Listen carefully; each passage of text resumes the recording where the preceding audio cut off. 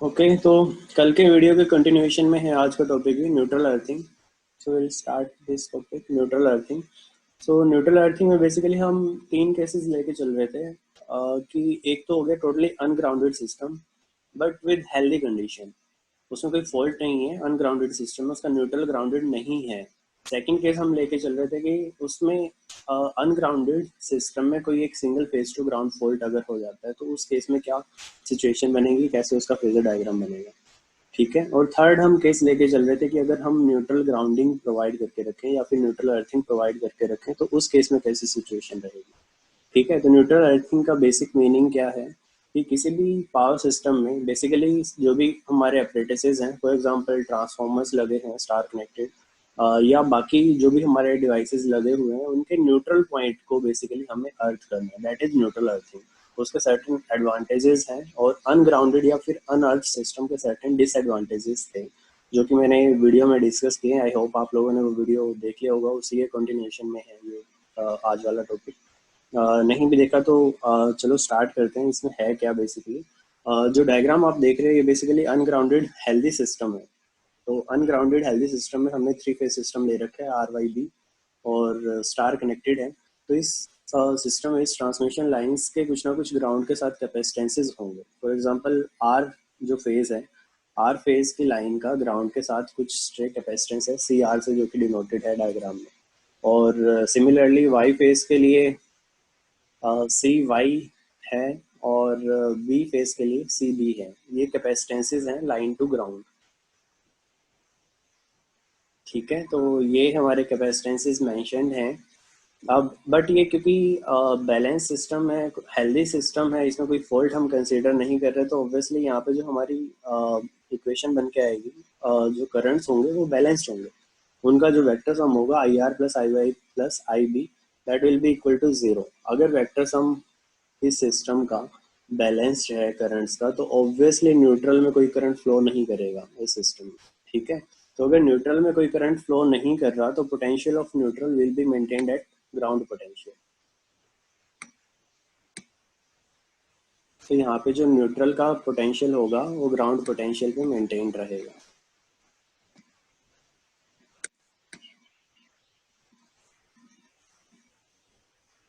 Okay let's see participants कितने हो गए।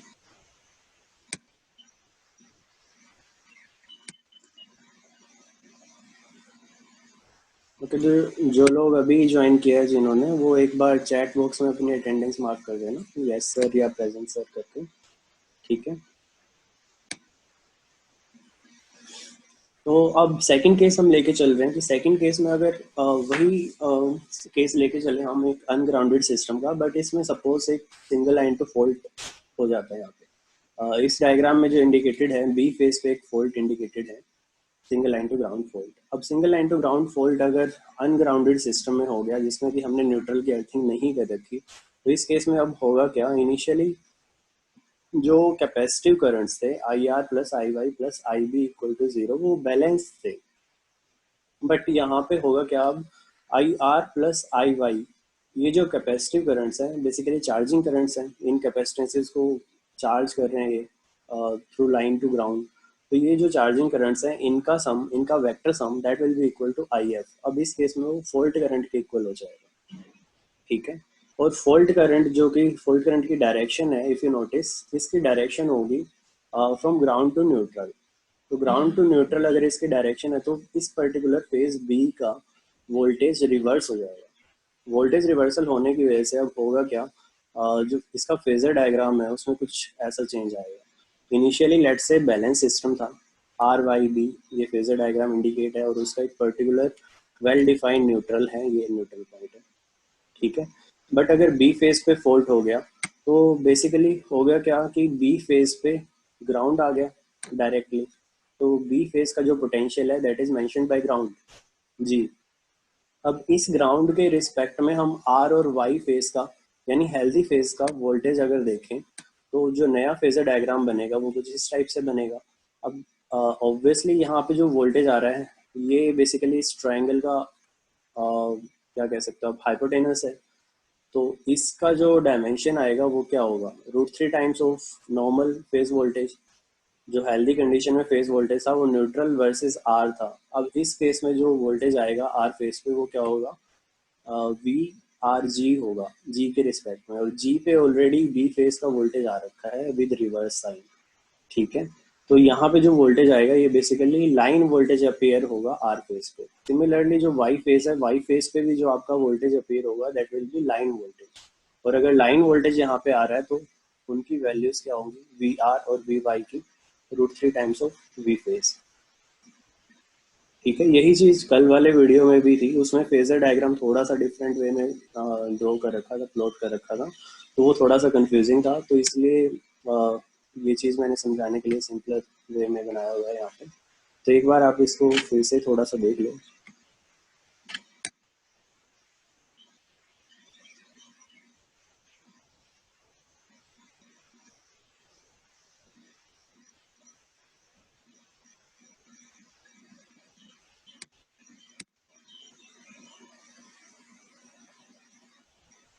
आवाज नहीं आ रही, ओके, लेट मी चेक।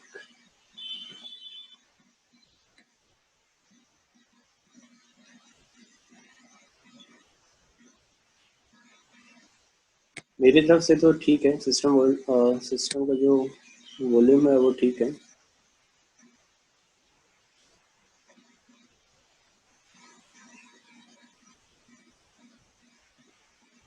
एक सेकंड, भावना मैम के क्लास सेम टाइम पे अब भावना मैम का क्लास भी था क्या?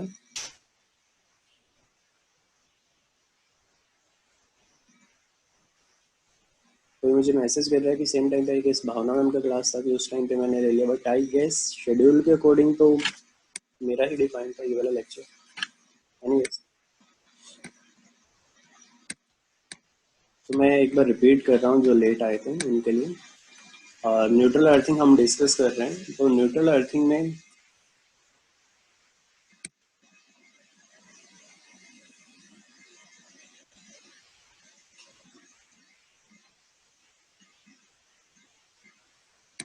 क्लास की टाइमिंग्स आप लोगों को पहले से ही इन्फॉर्म थी, सेम उसी शेड्यूल के वाइज ही ले रहा हूँ मैं। आई गेस क्लैश तो नहीं करनी चाहिए किसी के साथ टाइमिंग भावना मैम की क्लास के साथ।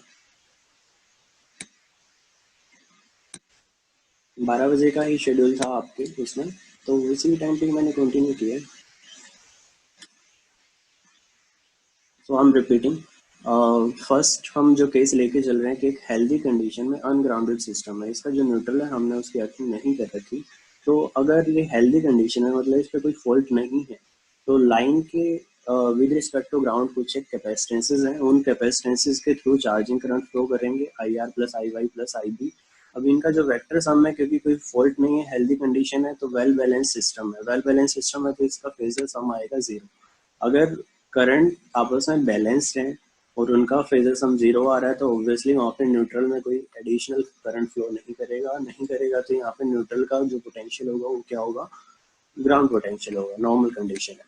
बट अगर यहाँ पे single phase two ground fault अगर हो जाता है आई एफ, तो उस केस में क्या होगा कि जो एक एक्स्ट्रा कैपेसिटेंस था सी बी, उसके थ्रू जा रहा था इनिशियली करंट जो कि बैलेंस था, अब वो current rather I R plus I Y, ये जो चार्जिंग करंट्स हैं ये फॉल्ट करंट के रूप में यहाँ पे जाएंगे अब न्यूट्रल के थ्रू।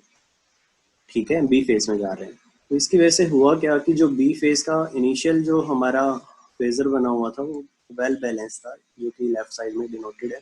बट अब जो बी फेज पे पोटेंशियल आएगा वो ग्राउंड पोटेंशियल आएगा, और वाई फेज पे जो पोटेंशियल जा रहा होगा, अब वो इनिशियली तो फेज वोल्टेज था, न्यूट्रल वर्सेस वाई था, अब विद रिस्पेक्ट टू ग्राउंड ले रहे हैं, with respect to B phase हो गया वो काइंड ऑफ। तो बी फेज के रिस्पेक्ट में अगर देखेंगे तो अब नया जो वोल्टेज वाई फेज पे आ रहा है वो ये आ रहा है। ठीक है, और ये वोल्टेज कौन सा है, ये लाइन का वोल्टेज है। तो so we can say in other words कि जो भी हमारे हेल्दी फेजेस होंगे, यानी इस केस में पर्टिकुलर केस में ये जब हम बी फेज पे अगर फॉल्ट कंसीडर कर रहे हैं तो आर और वाई हेल्दी फेजेस हैं, तो यहाँ पे हेल्दी फेजेस का जो वोल्टेज होगा वो लाइन वोल्टेज अपीयर होगा, यानी कि √3 ऑफ वी फेज। तो हायर वोल्टेज आपका हेल्दी फेजेस पे जाएगा in case of single line to ground fault on an ungrounded system. तो अनग्राउंडेड सिस्टम अगर आपने न्यूट्रल अर्थिंग नहीं कर रखी तो वहां पे हेल्दी फेजेस पे हाई वोल्टेज अपीयर होगा। ठीक है, यहाँ तक इतना क्लियर है?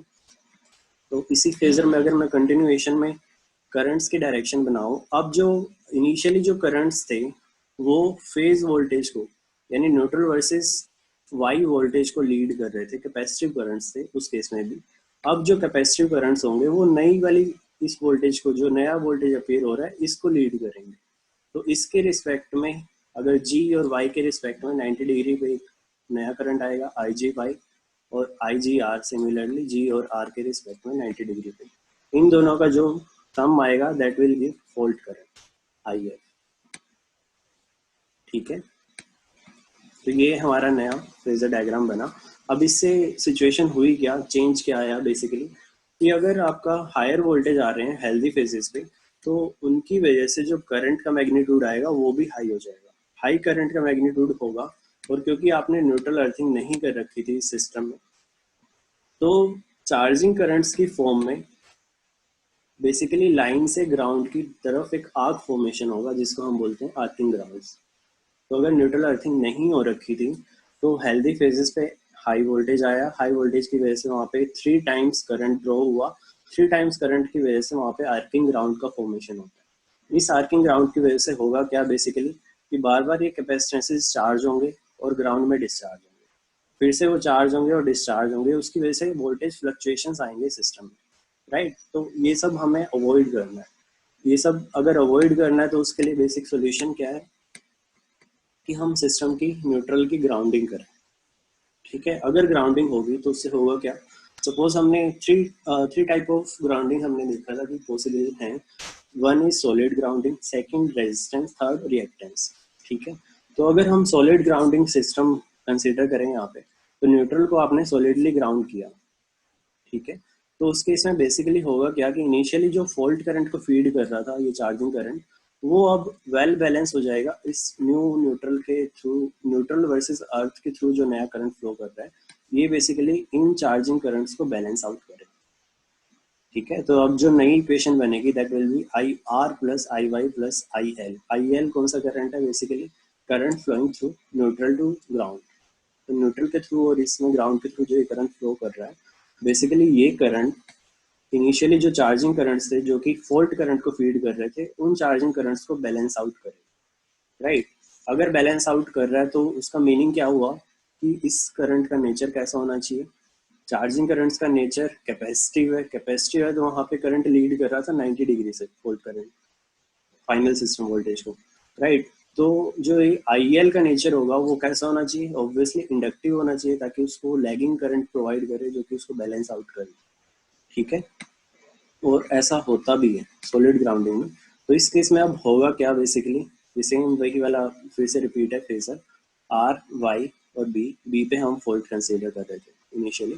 तो अब इस केस में क्योंकि न्यूट्रल अर्थिंग है, न्यूट्रल अर्थिंग की वजह से यहाँ पे वो शिफ्टिंग नहीं होगी न्यूट्रल की। तो इस केस में जो फाइनल जो आपका ये करंट आया फॉल्ट करंट आईसी या फिर कैपेसिटिव चार्जिंग करंट, तो इसका नेचर था बेसिकली 90 डिग्री शिफ्ट के साथ इसको बैलेंस आउट कर रहा है लैगिंग करंट आईएल। आईएल का नेचर इंडक्टिव है, क्यों, क्योंकि प्रीडोमिनेंटली जो हमारा सर्किट है ओवरऑल वो इंडक्टिव नेचर का है, क्योंकि उसमें ऑलरेडी ट्रांसफॉर्मर और इंडक्शन मशीन्स इंक्लूडेड हैं और लाइन के इंडक्टेंसेस हैं सर्टेन। तो सॉलिड ग्राउंडिंग के थ्रू भी कुछ हद तक आप कह सकते हो कि इंडक्टिव नेचर का ही आपको करंट मिल रहा है न्यूट्रल ग्राउंडिंग के थ्रू, जो कि चार्जिंग करंट को, फॉल्ट करंट को बैलेंस आउट कर। ठीक है, तो हमारी जो आर्किंग ग्राउंड की प्रॉब्लम थी वो बेसिकली न्यूट्रल अर्थिंग के थ्रू हम सॉल्व कर सकते हैं। यहाँ पे आईसी और आईएफ, फॉल्ट करंट कह लो या फिर चार्जिंग कैपेसिटिव करंट कह लो, is in phase opposition with IL, hence IF is eliminated by IL. ये था सॉलिड ग्राउंडिंग का केस। सिमिलरली हम डिफरेंट ग्राउंडिंग कर सकते हैं, रेजिस्टेंस, रिएक्टेंस। बिफोर दैट शायद कुछ डाउट है, एक बार मैं देख लेता हूँ।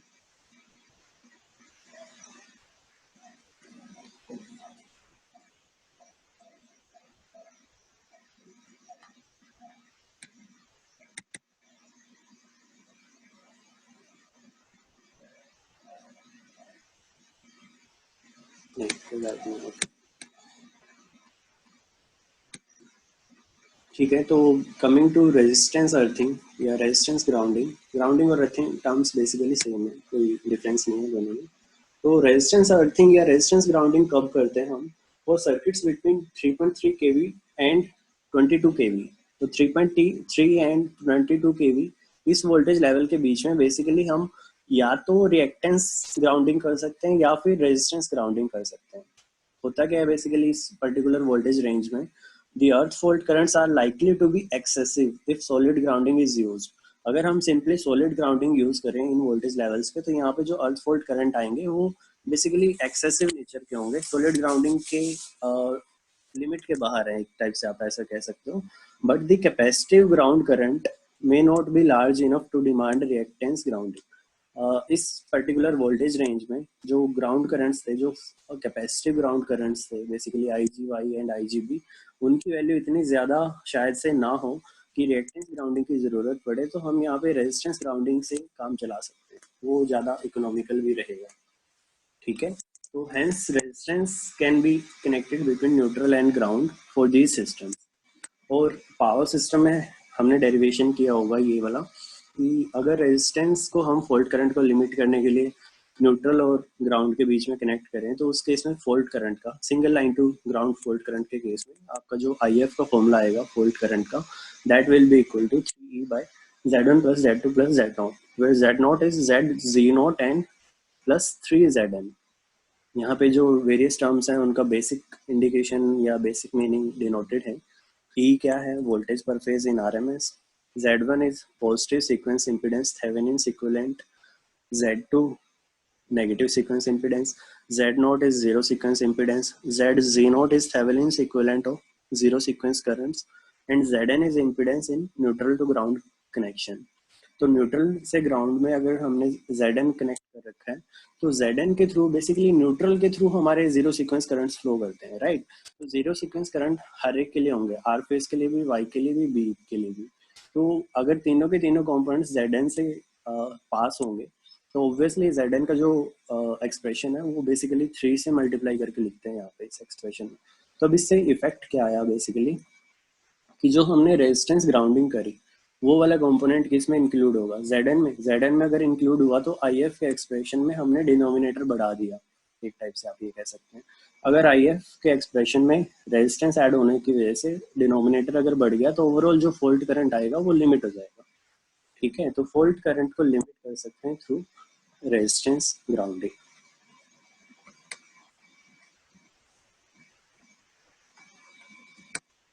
अब नेक्स्ट है आपका, अगर हम कंसीडर करें कि डिफरेंट वोल्टेज लेवल्स, अगर 3.3 टू 22 केवी के लिए तो हमने कंसीडर कर लिया, ठीक है। बट हो सकता है चांसेस हैं कि हमारा वोल्टेज लेवल अगर 3.3 से कम है, तो उस केस में हम क्या प्रेफर करेंगे? तो 3.3 केवी से अगर बिलो वोल्टेज लेवल है, तो उस केस में हम कुछ भी ऐसे एडिशनली कनेक्ट नहीं करते, रादर सॉलिड ग्राउंडिंग कर देते हैं। तो बिकॉज कि जो नॉर्मली आपका जो अर्थिंग में यूज होने वाला जो अर्थ प्लेट यूज होगा और डिफरेंट वायरिंग कनेक्शंस होंगे जो अर्थिंग के लिए, अर्थिंग कनेक्शंस, तो उनका रेजिस्टेंस ही सफिशिएंट हो जाता है। उनका रेजिस्टेंस 1.5 ओम्स के अराउंड होगा, और अर्थ फॉल्ट जो कि फेज वोल्टेज के हिसाब से अगर आप निकालोगे तो 230 by 1.5, that will come around 153 amps.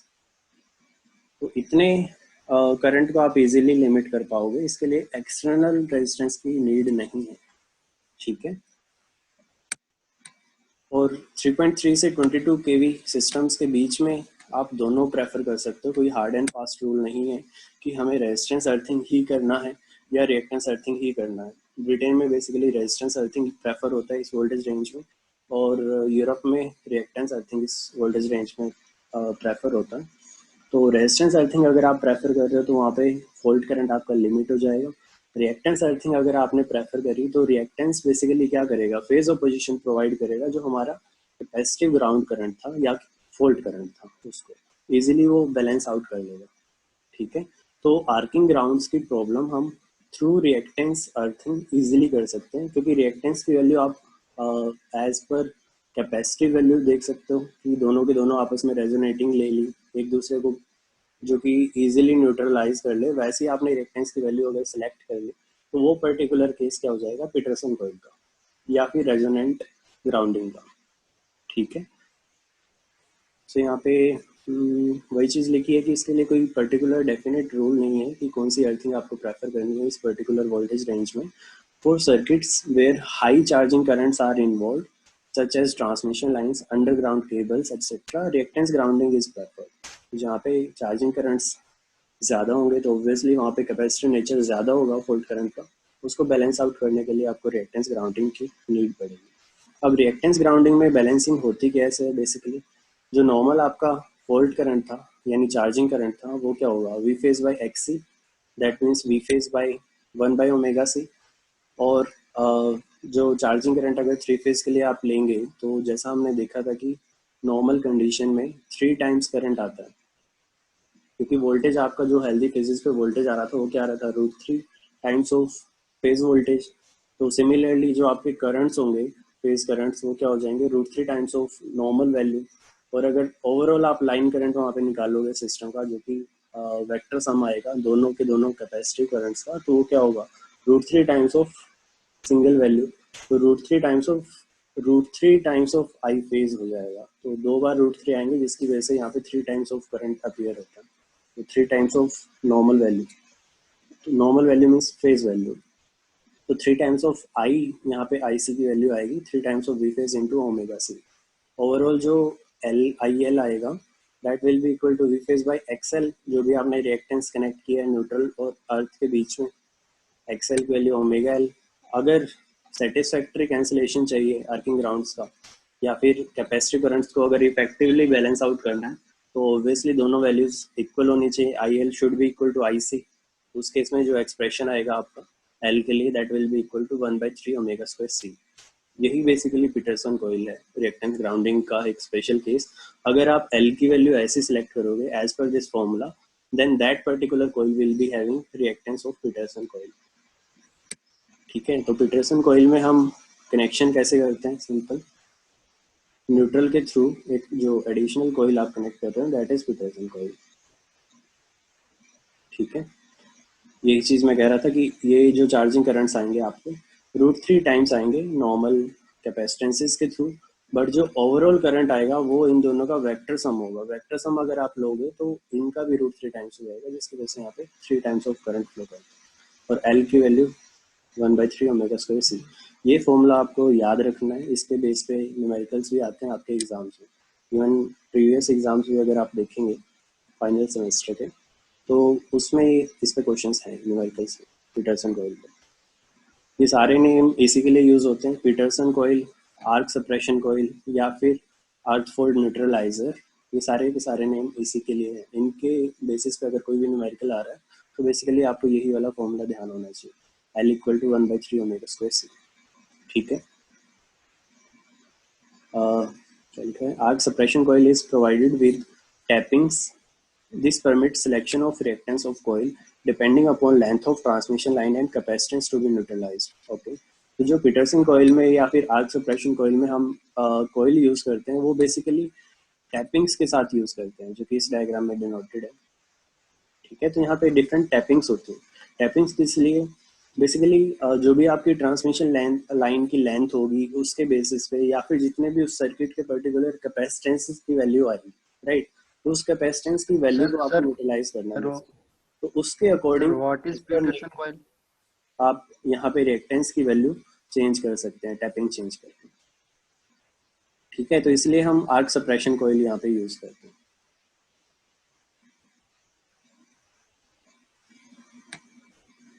ठीक है, अब ये जो पर्टिकुलर कॉइल है इसकी एक पर्टिकुलर रेटिंग है।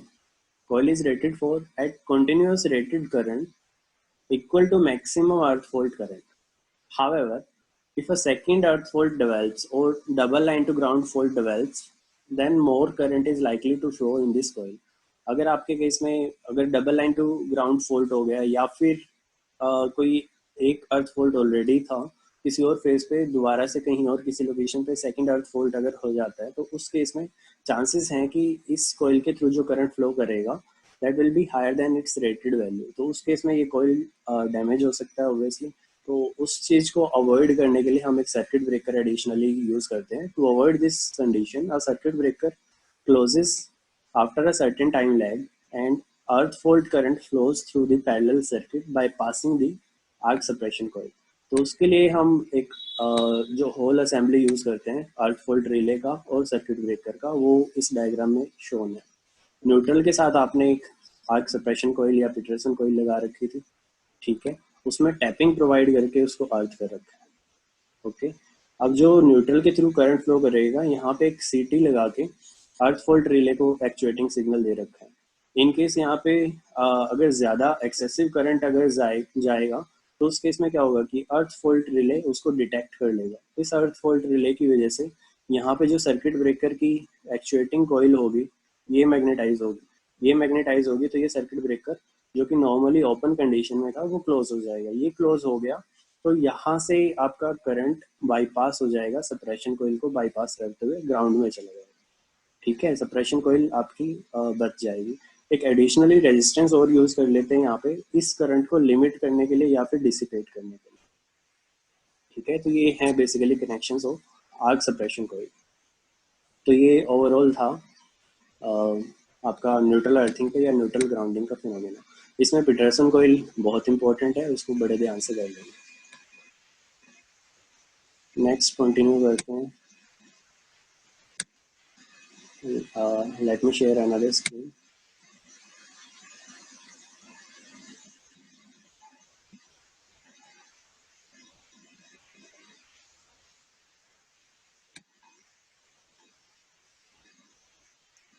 सर हाँ, कोई डाउट है पूछे। हाँ बिल्कुल सर, जो अभी सेकंड मिड सेम होंगे सर, और जो ओवरऑल प्रमोशन दिया जाएगा, तो सर उसमें फर्स्ट मिड सेम के मार्क्स इंक्लूड होंगे क्या? हाँ, फर्स्ट मिड सेम आपको ऑलरेडी हो गया था ना। फर्स्ट मिड सेम के सर मार्क्स वो तो भी बिल्कुल अकाउंट में कंसिडर होंगे। फर्स्ट मिड सेम के कंसिडर होंगे, सेकंड के भी कंसिडर होंगे, और जो आपके असाइनमेंट या क्विजेस चल रहे हैं उनको भी कुछ कुछ वेटेज देके इंक्लूड किया जाएगा। तो सर ये सेकंड मिड सेम के बाद कुछ और पेपर वगैरह कुछ नहीं होगा? मतलब थर्ड मिड सेम आप पूछना चाह रहे हैं? नहीं सर, थर्ड मिड सेम, हाँ मतलब ऐसा कुछ और पेपर नहीं होंगे?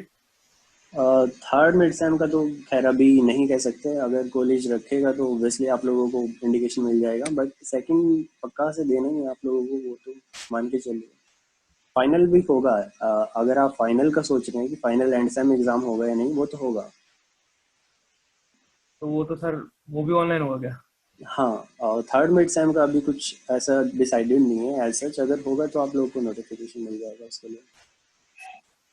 Okay sir. अभी आई गेस मेरी मीटिंग के 35 मिनट्स के राउंड हो गए, ये अब बंद होने वाला है। आप लोगों का लेक्चर है क्या अभी, और कोई प्लान आगे?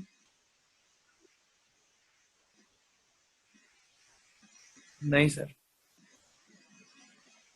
क्योंकि उसके बाद अदरवाइज तो मैं कंटिन्यू कर सकता हूँ, या फिर इसका भी रिकॉर्डिंग बना के डालूँ, जैसा आप लोग बोले बताइए। आप लोगों ने प्रीवियस लेक्चर देखा, सर देखो, रिकॉर्डिंग देखा, उसमें कुछ डाउट्स नहीं आए? तो समझ आ गया? सर आए थे लेकिन क्लियर हो गए सर, आपने समझाया तो। ये आज वाला मैंने इसीलिए इंक्लूड किया था नोट्स वाला कि आई गेस फ्रेजर में शायद कि कुछ डाउट ना रह जाए, तो इसलिए ये वाला टॉपिक हाँ इंक्लूड। सर वो हाँ सर वो अनबैलेंस के फेजर में प्रॉब्लम आ रही थी समझ में। कोई अभी भी पूछ रहा है कि पीटरसन कॉइल क्या है बेसिकली। पीटरसन कॉइल क्लियर नहीं हुआ क्या? Let me come back to that screen. Petersen coil basically reactance grounding का एक स्पेशल केस है। अगर आज के इस लेक्चर से अगर नहीं क्लियर हो रहा है तो दोनों चीज़ों को आप कंबाइन करके चल लेना, वो वाला वीडियो भी देख लेना, वो वाला वीडियो लेक्चर, उसमें भी ये चीज़ें बता रखी हैं। अगर डाउट होंगे तो दोनों वीडियोस देख के आप क्लियर हो ही जाएंगे। अब मैं एक बार रिपीट कर देता हूँ कि पीटरसन कॉइल है क्या। तो रिएक्टेंस ग्राउंडिंग में हम क्या कर रहे हैं कि जो भी हमारे लाइन के जो चार्जिंग करंट्स थे, बेसिकली जो फॉल्ट करंट को फीड करते हैं, राइट, तो जो कैपेसिटिव करंट्स थे हमें उनको बैलेंस आउट करना है, उनको न्यूट्रलाइज करना है। कैपेसिटिव करंट का नेचर कैसा होगा? लीडिंग होगा। अगर उसको बैलेंस आउट करना है तो हमें रिएक्टेंस चाहिए था न्यूट्रल के साथ और अर्थ में कनेक्ट करने के लिए। अगर आप रिएक्टेंस उसमें ऐड कर रहे हो समहाउ, तो उस रिएक्टेंस की वैल्यू आपको चेंज करनी पड़ेगी। वो वैल्यू कैपेसिटिव करंट्स को बैलेंस आउट करोगे, न्यूट्रलाइज करोगे, ऐसी वैल्यू आपको सेलेक्ट करनी है। यानी कि बेसिकली एक रेजोनेंस क्रिएट करना है आई एल और आई सी के बीच में। ठीक है, तो वो जो पर्टिकुलर केस के अकॉर्डिंग आपने जब रिएक्टेंस की वैल्यू सिलेक्ट कर ली, तो ये वाला जो स्पेशल केस बनेगा रेजोनेटिंग अर्थिंग वाला, यही केस बेसिकली आपका पीटरसन कोइल के अंदर आता है। पीटरसन कोइल वो पर्टिकुलर कोइल हो जाएगी, या आर्क सप्रेशन कोइल भी बोल सकते हो, वो पर्टिकुलर रिएक्टेंस जो आप इंक्लूड कर रहे हो न्यूट्रल और अर्थ के बीच में। ठीक है, आई गेस अब क्लियर हो गया होगा दीपेश। फिर कोई डाउट है तो आप लोग व्हाट्सएप पे मैसेज कर देना, या वैसे पूछ सकते हो फ़ोन पे भी। ठीक है, अभी तो ये मैसेज आ गया, इसका मीटिंग एंड करने वाला है बाय डिफॉल्ट। तो नेक्स्ट टॉपिक का भी मैं प्लान करता हूँ, या तो वीडियो अपलोड कर दूंगा, उसको आप लोग देख लेना, अदरवाइज फिर ऐसे ही लेक्चर में कवर कर लेंगे। आप लोगों का सिलेबस ऑलमोस्ट हो गया है, हार्डली 2 या 3 टॉपिक्स पेंडिंग हैं। एक बकोल्स रिले ही था, और एक है प्रोटेक्शन ऑफ बस बार एंड मोटर्स, ये आई गेस, और एक थर्ड है न्यूमेरिकल रिलेज। ये 3 टॉपिक पेंडिंग है, उसके अलावा फुल सिलेबस आपका हो गया है। ठीक है, तो वो वीडियो मैं बना के डाल दूंगा बकोल्स रिले का और बाकी टॉपिक्स का, वो एक बार देख लेना। कुछ डाउट्स आएंगे तो आप लोग मैसेज कर देना मुझे, व्हाट्सएप पे कर देना। ठीक है, तो देखो, इसको करो, पढ़िए। ये वाले नोट्स भी मैं शेयर कर देता हूँ अभी। ओके, तो जिसने मैसेज नहीं किया था अपनी अटेंडेंस लगाने के लिए, वो एक बार चैट में मैसेज कर देना, बाकी लोग फिर जा सकते हो। मैं एंड करता हूँ फिर मीटिंग।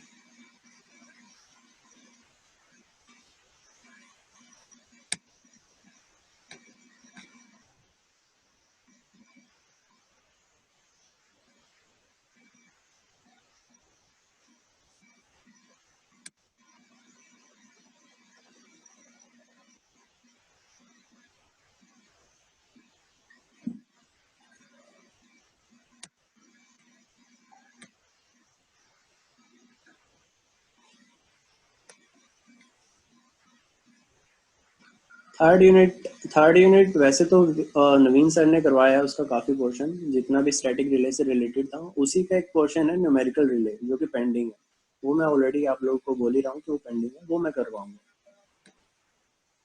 उसके अलावा भी अगर आपको किसी टॉपिक में है तो डाउट है तो आप बता देना, वो पर्टिकुलर टॉपिक उसको भी कवर कर लेंगे, ऐसा कुछ नहीं। ठीक है, तो आप लोग मैसेज कर देना, या तो जो भी आप लोगों को टॉपिक समझ नहीं आया या किसी में डाउट है या कवर नहीं हुआ ऐसा लग रहा है आप लोगों को। ओके, चलो बाय, स्टे सेफ।